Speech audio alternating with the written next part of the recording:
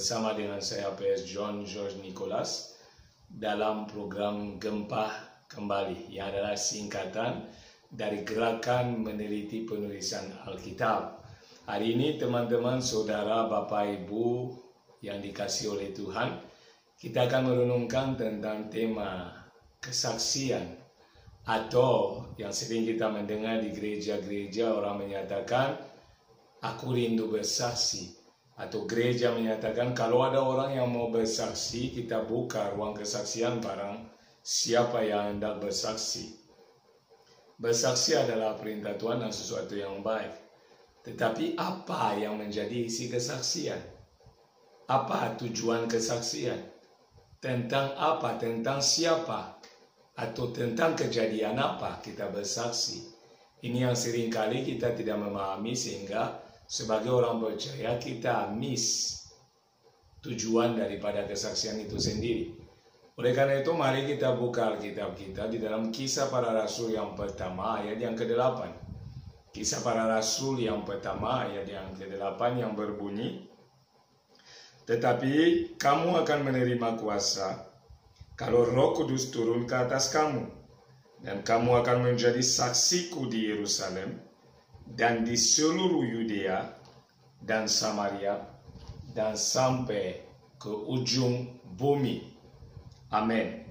Jadi saudara, ayat di Kisah Para Rasul 1:8 adalah ucapan Yesus kepada murid-muridnya sebelum dia terangkat ke sorga kembali, sebelum dia naik kembali ke sorga. Itu adalah pesan yang penting bagi mereka, sehingga dia melarang mereka meninggalkan Yerusalem karena mereka harus menantikan janji Bapa. Dan janji Bapa adalah supaya murid-murid itu, orang-orang percaya itu dipenuhi dengan Roh Kudus sehingga mereka dapat menjadi saksi. Jadi melalui ayat ini kita menemukan satu hal penting, ternyata Roh Kudus masih punya peran yang penting di dalam hal ini. Oleh karena itu saudara, Roh Kudus yang kita sudah pelajari mengerjakan yang namanya kelahiran baru kita, Roh Kudus yang sama, saudara, membawa orang percaya menerima kuasa. Maka dikatakan, kamu akan menerima kuasa kalau Roh Kudus turun ke atas kamu. Artinya, untuk menerima kuasa ada satu syarat. Roh Kudus harus lebih dulu turun dan memenuhi kita. Tanpa Roh Kudus memenuhi seseorang, orang itu tidak dapat bersaksi tentang Yesus Kristus. Oleh karena itu saudara, yang jadi masalahnya adalah ayat ini berkata kita akan menjadi saksi Yesus. Tetapi kalau saudara merenungkan baik-baik, seringkali dalam kesaksian kita lebih fokus kepada mujizat yang terjadi. Dari sakit sembuh, dari tidak ada uang ada pertolongan yang datang, dari mungkin putus asa tiba-tiba ada jalan keluar. Kita melihat ada KKR demi KKR, orang kejar mujizat. Apakah mujizat tidak baik? Mujizat itu terlalu baik, dan itu adalah satu tanda yang menyatakan kuasa Allah. Tapi mujizat bukan kuasa Allah yang disebut di sini, bahwa kamu akan menerima kuasa kalau Roh Kudus turun ke atas kamu. Pertanyaannya, apa itu kuasa Allah yang kita akhirnya harus menjadi saksi, dimampukan untuk menjadi saksi? Coba kita buka Alkitab kita dalam Roma yang pertama ayat 16-17, supaya kita ada gambaran tentang apa itu kuasa Allah yang dimaksudkan. Apakah itu mujizat atau ada hal yang lain? Mari kita bacakan, judul perikomnya adalah Injil itu kekuatan Allah. Sebab aku mempunyai keyakinan yang kokoh dalam Injil, karena Injil adalah kekuatan Allah yang menyelamatkan setiap orang yang percaya. Pertama-tama orang Yahudi, tetapi juga orang Yunani. Jadi kita berhenti di ayat 16 dulu, dikatakan bahwa Injil itu adalah kekuatan Allah yang menyelamatkan orang-orang. Kekuatan Allah yang menyelamatkan setiap orang yang percaya. Jadi kekuatan yang dibahas di dalam Kisah Para Rasul atau kuasa, karena kata yang digunakan untuk kuasa di sana yang adalah dunamis adalah kata yang sama yang digunakan di ayat Roma 16, Roma 1 ayat 16. Ketika dikatakan kekuatan Allah. Jadi kekuatan Allah di Roma 1:16 sama dengan kuasa yang dibahas di dalam Kisah Para Rasul 1 ayat 8. Artinya kuasa Allah sederhananya adalah Injil. Adalah tentang Yesus Kristus, tentang karyanya, tentang kasihnya, tentang kemurahannya, tentang pengorbanannya, tentang apa yang dilakukannya supaya saudara dan saya dapat mencapai keselamatan yang adalah janji Allah. Itulah kekuatan Allah, saudara. Disitulah rahasianya tersembunyi. Jadi bukan tentang mujizat. Mujizat hanya merupakan dampak dari berita Injil yang sudah disampaikan. Sehingga mujizat itu akan meneguhkan berita Injil yang disampaikan itu. Jadi bagaimana saudara dan saya dapat memahaminya? Ayat 17 menyatakan bahwa sebab di dalamnya, di dalam apa? Di dalam Injil yang adalah kekuatan Allah tersebut. Di dalamnya nyata kebenaran Allah yang bertolak dari iman dan memimpin kepada iman. Seperti ada tertulis, orang benar akan hidup oleh iman. Jadi di dalam kekuatan Allah yang adalah Injil, ada yang namanya kebenaran Allah yang disembunyikan di situ. Dan ketika saudara menemukan kebenaran itu, saudara dibenarkan, saudara dimerdekakan, saudara dipulihkan. Maka dikatakan dia ada kuasa, karena kuasanya bukan untuk ebo-eboan seperti mujizat KKR orang tumbang, orang itu mulai reba-reba, orang mulai berbasar, orang mulai joget dan lain. Tidak salah, karena ketika seseorang dipenuhi Roh Kudus bisa ada manifestasi yang muncul. Tetapi saudara, bukan esensi daripada yang kita bahaskan. Yang dibahaskan adalah Injil yang adalah kekuatan Allah.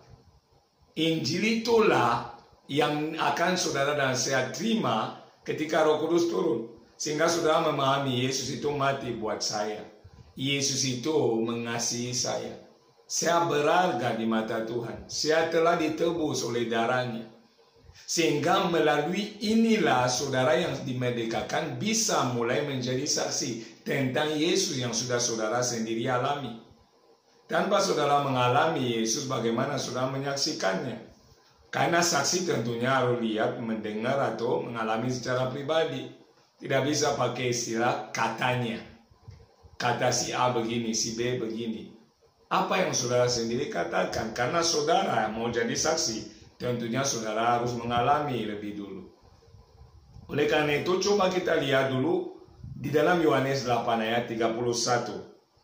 Sampai 32. Yohanes 8 31 sampai 32 supaya kita mengerti lebih dalam.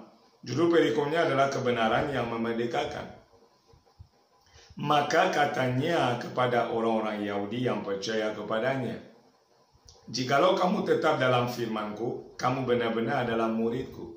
Itu Yesus yang berbicara. Jadi orang Yahudi sudah bertobat, mereka sudah percaya. Tetapi Yesus mengingatkan kepada mereka, mereka perlu tetap di dalam firman-Nya. Firman-Nya adalah kebenaran. Dia adalah firman itu, Yohanes 1 ayat 1. Dia adalah firman yang hidup. Dan untuk orang dapat tetap dalam jalannya, dia harus tetap di dalam firman. Dikatakan di ayat 32, dan kamu akan mengetahui kebenaran. Dan kebenaran itu akan memerdekakan kamu. Jadi ketika seseorang akan mendengar Injil, akan mendengar kebenaran, akan mendengar tentang karya Yesus, barulah dia akan terbuka matanya. Barulah dia akan menyadari siapakah Yesus itu. Sehingga di momen dia menyadari hal itu, dia beriman kepada Yesus, terjadilah kemerdekaan. Dia tidak lagi terikat oleh dosa, tidak lagi terikat oleh kutuk apapun, karena sumber pemulihan telah dia temukan. Pembebas itu sendiri telah dia dapatkan, itu Yesus. Tetapi di mana dia akan menemukan itu? Roma tadi menyatakan 1 ayat 17 bahwa di dalam Injil itu yang adalah kekuatan lah, disitulah tersembunyi kebenaran ini. Injil lah yang jadi kekuatan Allah. Jadi yang harus disaksikan apa? Yesus, sesuai dengan Kisah Para Rasul 1 ayat 8. Kamu akan menerima kuasa kalau Roh Kudus turun ke atas kamu, dan kamu akan menjadi saksiku. Saksi Yesus, saudara. Jadi ketika saudara sudah menerima kabar baik itu, barulah saudara menjadi saksi tentang kabar baik itu. Tetapi sebelumnya harus menerima itu. Dan kapan itu terjadi? Melalui Roh Allah. Maka dia disebut itu roh kebenaran. Dia akan mengajak saudara, menarik saudara di dalam kebenaran, membukakan kebenaran, sehingga saudara dan saya menjadi orang yang sungguh-sungguh merdeka. Ketika saudara merdeka, barulah saudara bisa menyaksikan kemerdekaan saudara kepada orang lain. Dari mana saudara mendapatkan kemerdekaan itu? Di dalam Yesus Kristus. Dengan cara apa? Dengan beriman kepadanya. Jadi jelas orang lain yang mendengar, kuasa Injil itu akan bekerja dalam batin mereka, dan roh yang sama akan menjamah, sehingga mereka juga dapat menemukan rahasia yang tersembunyi. Oleh karena itu, coba kita lihat satu kisah yang menarik, di mana kita bisa menemukan secara jelas tahap-tahap ini. Ingat bahwa Roh Kudus ada di setiap tahap. Yang Allah kerjakan di bumi, Roh Kudus ada di setiap tahap. Tanpa Roh Kudus tidak ada yang terjadi. Maka coba kita buka Alkitab kita, saudara, dalam Kisah 8. Coba ayat 5. Kisah Para Rasul 8 ayat 5 dan seterusnya. Tentang Filipus. Dan Filipus pergi ke suatu kota di Samaria dan memberitakan Mesias kepada orang-orang di situ. Jadi perhatikan baik-baik bahwa Filipus pergi ke Samaria, satu kota, yang dia beritakan, yang dia saksikan adalah Mesias. Bukan mujizat, bukan yang lain, tetapi Yesus Kristus yang adalah juru selamat itu. Karena ingat baik-baik bahwa tujuan dari kekuatan Allah adalah mendatangkan keselamatan bagi orang yang percaya. Jadi orang endingnya, tujuannya adalah mereka dapat masuk surga, dan mereka bisa masuk surga melalui iman. Dari mana mereka mendapatkan iman? Melalui kekuatan Allah yang adalah Injil yang saudara beritakan dan saksikan. Jadi betapa pentingnya orang memahami dulu apa yang perlu disaksikan sebelum dia mulai bersaksi. Jadi yang perlu disaksikan siapa? Itu pribadi Yesus, Mesias itu. Ketika saudara menyaksikan Yesus, targetnya tepat. Itu adalah yang benar. Bukan mujizat. Mujizat hanya akan menyertai, kita akan melihat itu sebentar. Tetapi yang perlu saudara saksikan tentang kasih Kristus, tentang apa yang saudara alami, siapa Yesus Kristus itu, apa yang dia lakukan buat saudara, sehingga saudara hari ini merasa lebih baik hidupnya, apa yang dia kerjakan, salib yang dia lewati supaya saudara bisa hari ini hidup dalam kebenaran. Apapun yang dia kerjakan, itulah yang jadi bahan yang saudara akan saksikan.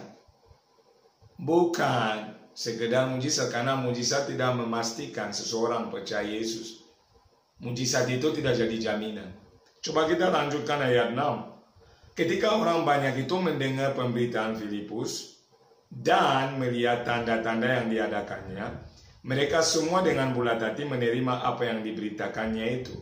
Jadi di sini Filipus memberitakan Mesias kepada orang-orang di Samaria.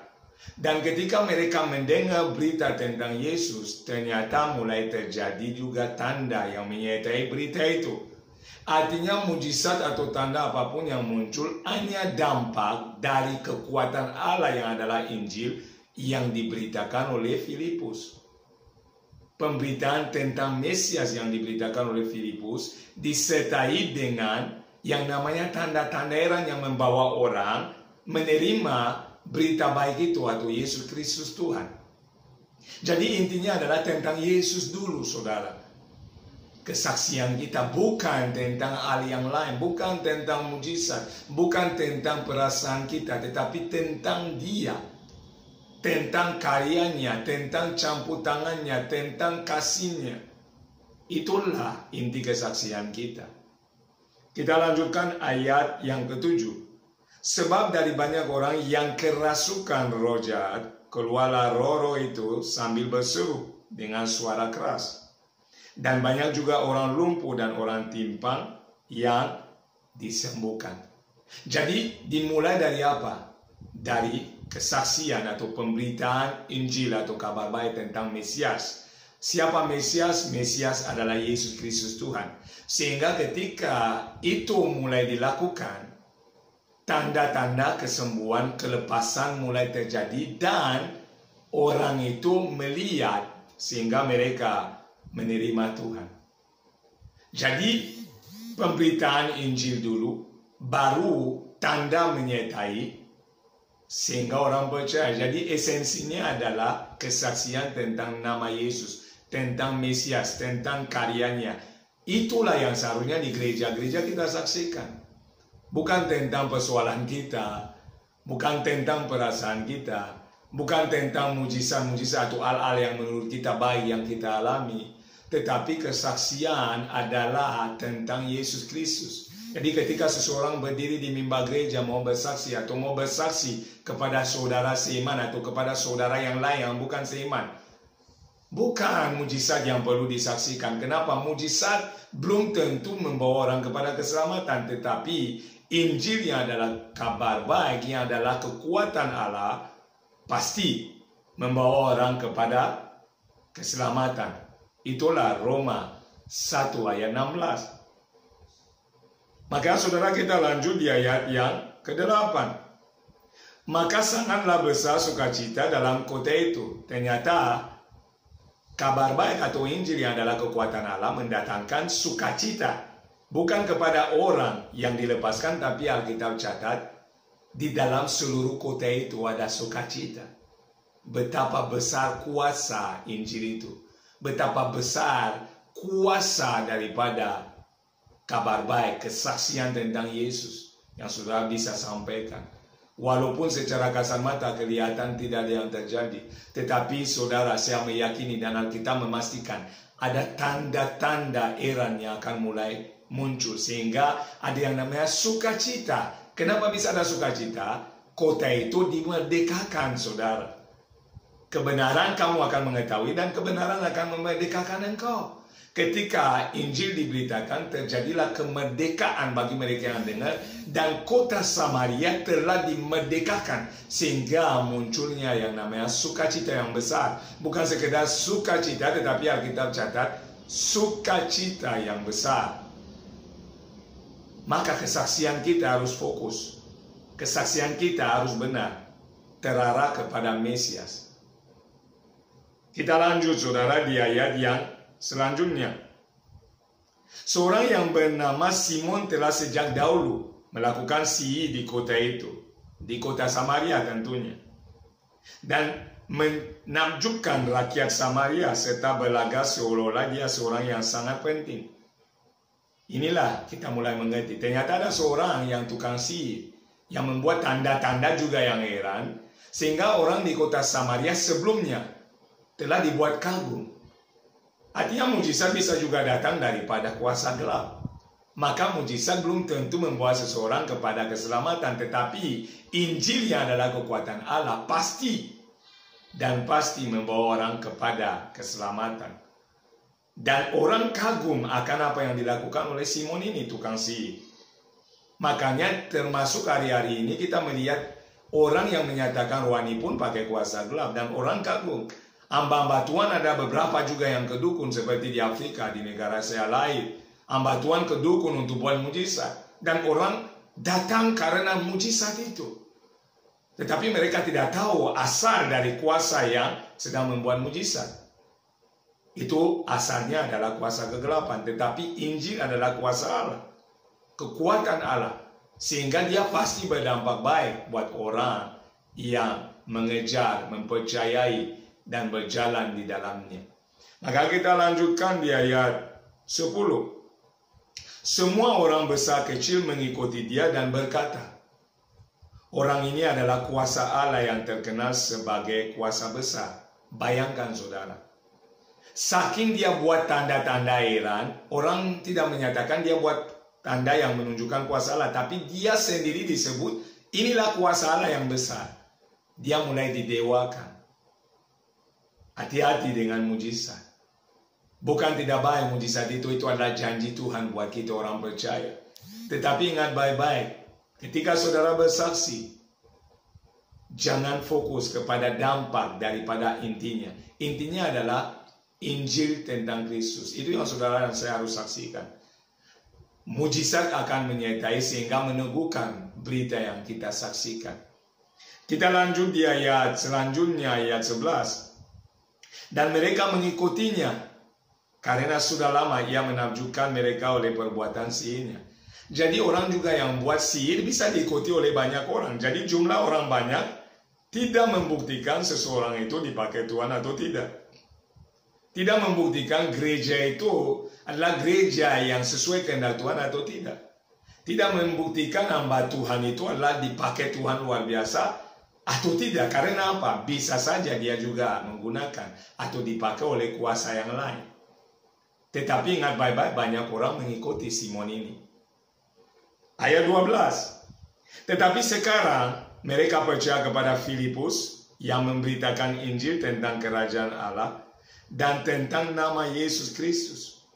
Dan mereka memberi diri mereka dibaptis, baik laki-laki maupun perempuan. Lihat perbedaan yang terjadi secara drastis dan otomatis. Ketika Filipus memberitakan, Alkitab catat tentang dua hal, kerajaan Allah yang bicara tujuan. Kenapa endingnya kita akan masuk kepada kerajaan Allah, ke dalam kerajaan Allah. Dan tentang Yesus Kristus. Kenapa kerajaan Allah adalah tujuan dan Yesus Kristus adalah kunci atau akses untuk masuk dalam kerajaan itu. Dua hal inilah yang jadi sumber dari pembahasan Filipus.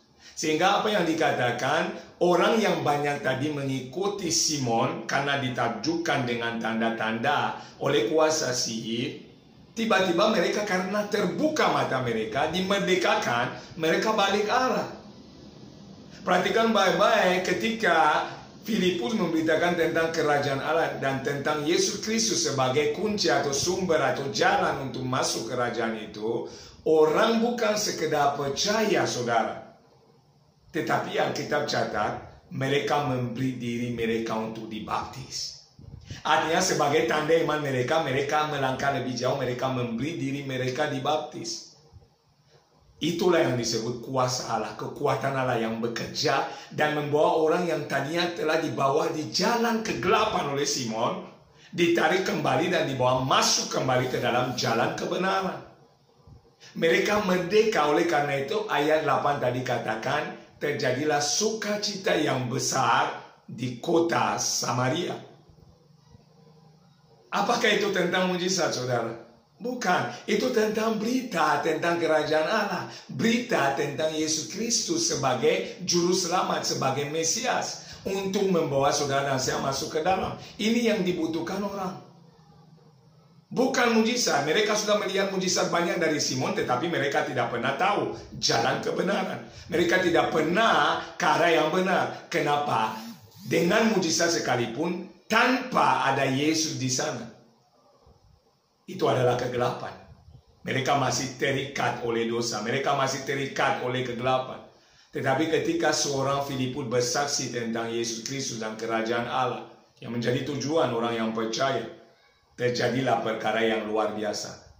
Lebih dari harapan apapun. Mereka percaya dan bukan sekedar percaya. Mereka memberi diri mereka dibaptis. Itu kemenangan yang besar. Filipus menjadi saksi bagi mereka. Saksi siapa? Saksi Yesus dan kerajaan Allah. Bukan mujizat yang dia saksikan. Walaupun mujizat menyertai apa yang dia ucapkan. Ini yang saya mau saudara dan saya mulai membedakan. Ketika saudara mau menyaksikan, saksikan tentang Yesus, saksikan tentang kebaikannya, tentang kasihnya yang saudara alami, tentang pembebasan yang dia kerjakan, dengan cara apa yang dia kerjakan, dengan kayu salib melalui rohnya atau apapun. Tetapi saudara, jangan fokus ke mujizat. Contohnya di Alkitab juga ada Yesus menyembuhkan 10 orang yang kena sakit kusta. 10-nya sembuh, tetapi yang kembali kepada Yesus hanya 1. Sehingga Yesus bertanya, mana yang 9 yang lain? Bukankah mereka juga telah sembuh? Mujizat tidak cukup untuk membawa orang itu kenal kebenaran atau masuk dalam kebenaran. Ada orang yang datang untuk mujizat, ketika alami mujizat dia pulang, dia meninggalkan jalan kebenaran. Ada orang yang alami mujizat, mereka kerja-kerja ketika alami, habis itu mereka kembali kepada kehidupan yang lama. Tetapi yang bisa benar-benar memerdekakan mereka, membawa mereka masuk dalam kebenaran dan tinggal di dalam kebenaran adalah kekuatan Allah yang kita sebut Injil. Ia adalah berita tentang Mesias. Ia adalah kesaksian tentang Yesus. Ia adalah kesaksian tentang karyanya yang besar. Kalau kita memahami ini, kesaksian kita akan berbobot, saudara. Kenapa? Tepat sasaran. Ini yang kita perlu pahami. Dan kita lanjut, saudara, di ayat selanjutnya. Ayat yang ke-13. Simon sendiri juga menjadi percaya. Dan sesudah dibaptis, ia senantiasa bersama-sama dengan Filipus dan takjub ketika ia melihat tanda-tanda dan mujizat-mujizat besar yang terjadi. Jadi Simon pun tukang sihir oleh karena kekuatan Allah yang adalah Injil, oleh karena berita kesaksian tentang Mesias. Simon sendiri memberi diri dibaptis, dia bertobat. Dia mengambil keputusan percaya juga kepada Yesus. Bayangkan, saudara, seorang dukun karena berita kabar baik bisa ditobatkan, bisa dimenangkan, bisa dibebaskan. Betapa hebatnya kuasa di dalam berita kesaksian tentang Mesias, tentang Yesus Kristus Tuhan, tentang kerajaan Allah. Kita lanjutkan, saudara, untuk kita pahami lebih dalam. Ayat 14 katakan, ketika rasul-rasul di Yerusalem mendengar bahwa tanah Samaria telah menerima firman Allah, mereka mengutus Petrus dan Yohanes ke situ. Jadi akhirnya beritanya tersebar bahwa Samaria sudah merdeka, ada sukacita di sana. Orang mulai mencari, percaya kepada Yesus dan hidup dalam kebenaran. Sehingga rasul bersukacita dan mereka kunjungi Samaria untuk membuktikan pekerjaan yang telah dikerjakan oleh Filipus. Tetapi sekarang pertanyaan kita renungkan bersama, saudara. Apakah Filipus fokus kepada mujizat? Apakah mujizat yang Filipus beritakan atau saksikan? Jawabannya sederhana adalah tidak. Alkitab mencatat dengan jelas, Filipus memberitakan tentang kerajaan Allah dan tentang Yesus Kristus. Inilah yang kita harus saksikan. Inilah kesaksian yang seturut dengan kehendak Allah, seperti di Kisah Para Rasul 1:8. Kamu akan menerima kuasa ketika Roh Kudus turun ke atas kamu, dan kamu akan menjadi saksiku. Saksi Yesus, saudara, bukan saksi gereja, bukan saksi pribadi, bukan saksi anak kita atau saksi siapapun lah. Tetapi saudara, saksi Yesus. Maka intinya adalah kesaksian kita seharusnya tentang Yesus. Jadi saya mengharapkan dengan ini, saudara, ketika kita tergerak untuk bersaksi ke depan, ketika kita mulai mau bersaksi di gereja atau dimanapun terhadap siapapun juga, saudara, ingat baik-baik. Inti kesaksiannya adalah tentang Mesias yang adalah Yesus, bukan tentang mujizat. Mujizat menyertai, puji Tuhan, kita bersyukur karena Tuhan pasti menyertai, meneguhkan berita tentang Yesus. Yesus adalah sumber segala sesuatu, tetapi ingat baik-baik, kesaksian kita harus akurat dan tepat. Dan kesaksian isinya adalah tentang Yesus, jangan yang lain. Maka hari ini kan ada umat-umat yang disebut pencari mujizat. Jadi ada kakaknya di mana mereka lari ke sana. Ada hamba Tuhan ke kiri, mereka ke kiri. Jadi mereka ikut hamba Tuhan. Kenapa? Menurut mereka yang punya kuasa hamba Tuhan itu diurapi katanya. Tetapi mereka lupa bahwa mujizat apapun datang dari Yesus, bukan dari hamba Tuhan. Mujizat terjadi di mana saja, asal kabar baik diberitakan, kesaksian tentang Yesus terjadi, mujizat pasti akan mengikuti. Kenapa? Tuhan meneguhkan firman-Nya. Berhentilah menjadi hamba Tuhan atau umat Tuhan yang kerja-kerja mujizat. Kejarlah Yesus. Dia yang layak dikejar. Dia harta yang terbaik. Dia adalah rahasia yang tersembunyi berabad-abad. Dia yang kita butuhkan. Kenapa? Dia membawa kita ke surga. Bukan mujizat, bukan yang lain. Kalau saudara alami mujizat, puji Tuhan, bersyukur. Tetapi ketika saudara mau menyaksikan, harus menyaksikan Yesus. Ingat itu saudara, sehingga saya meyakini melalui kesaksian kita banyak orang akan diberkati, dipulihkan seperti orang di Samaria. Bahkan tukang sihir seperti Simon bisa dipulihkan hanya karena kekuatan Allah, kuasa Allah, yang adalah Injil, berita kabar baik tentang Yesus Kristus, Mesias dan Juru Selamat dunia ini.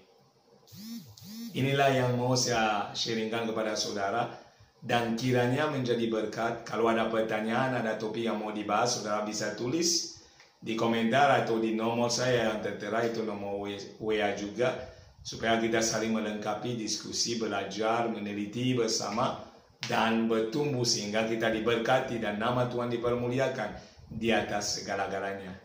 Demikian saya katakan shalom dan Tuhan Yesus memberkati. Amin.